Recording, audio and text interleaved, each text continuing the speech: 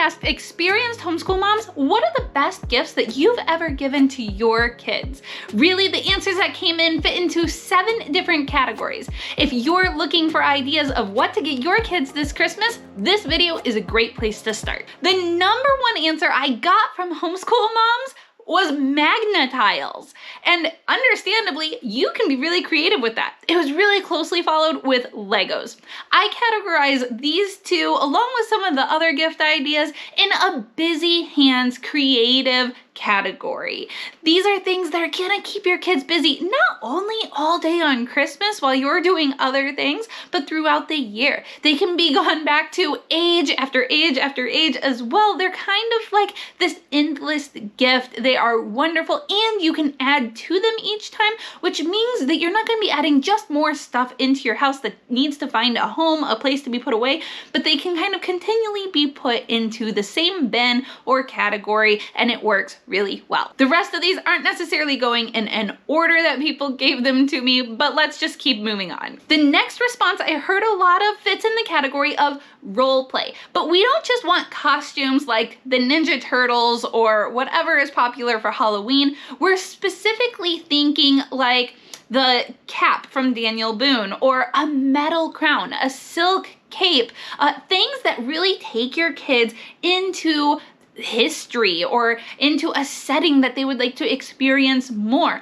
What I love about this is that we especially dig them back out when we are doing a unit study based on that time period. I have seen my kids really get into something when they're wearing their little explorer's hat or safari hat. It just brings it all more to life with them. Creativity and play is what we want for our kids. Number 3, energy busters. So someone recommended a slack line. Now, we've never actually had this. It's something I would like to get for my kids, but you know that rope that goes between trees? You can actually get things to add on to this too. And what this person had told me was that each year their uncle or aunts get them additional parts, and it becomes like a Ninja Warrior course, and that's super cool. I'm actually interested this year in getting one of those pedal bikes, but it's just the pedals for your feet. I have seen my kids in the past use these things just to keep moving while they're reading a book or doing something else.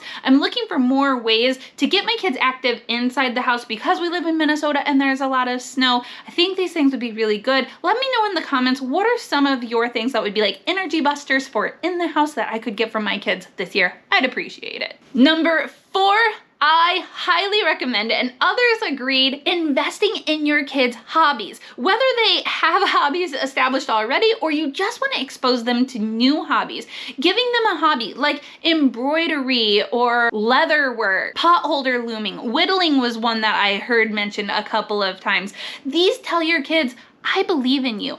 I value what you are doing. I'm willing to invest in your skill set and the things that you are doing because I know you can do it. These are great courage boosters for your kids, inspiring them. If you don't know what their hobbies are or they don't have one yet, check out this video. I'll make sure to link at the end of this one so that you can go to it next. This is a video I did last year talking about the way that we were trying to get to know different hobbies and explore different things. Obviously, books, and this depends on your child, but books are a great category. There is one book I would really like to give a big shout out to, and that is Little Pilgrim's Progress. All through the year, I saw so many families posting that this was their favorite read of the year, and it is ours as well. We read it twice. I think every family should read this book. It's incredible. So you can find a link to it in my description.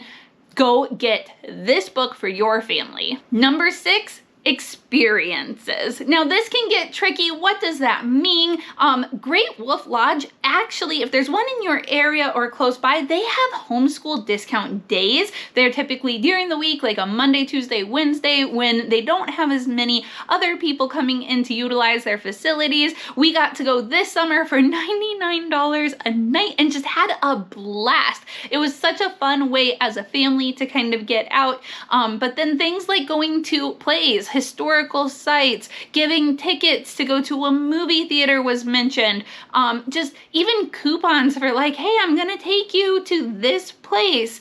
This is a great thing I've seen that grandparents do, getting a calendar for the kid with a special day marked off of like what they were gonna do each month to take the grandkids out for special one-on-one dates.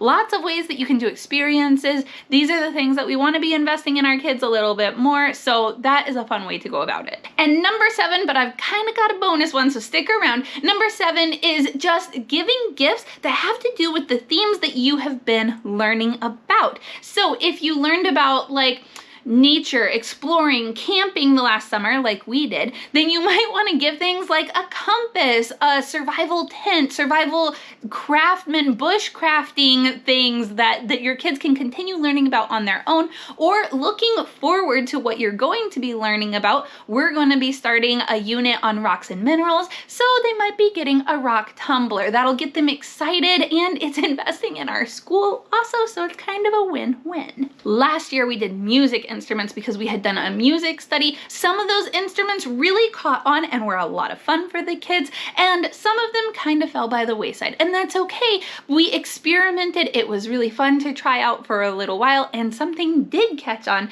and that's what we're looking for. Now, before I say the last thing, I also want to let you know that I just opened my Amazon storefront, so you can find that link below to all of the things we recommend. I have one item box where it's like gifts for the whole family, things you might want to request as a mom. There's our favorite books, read alouds, all kinds of categories, things we use for science and history. So hopefully this storefront will be something to help you out with more ideas as well.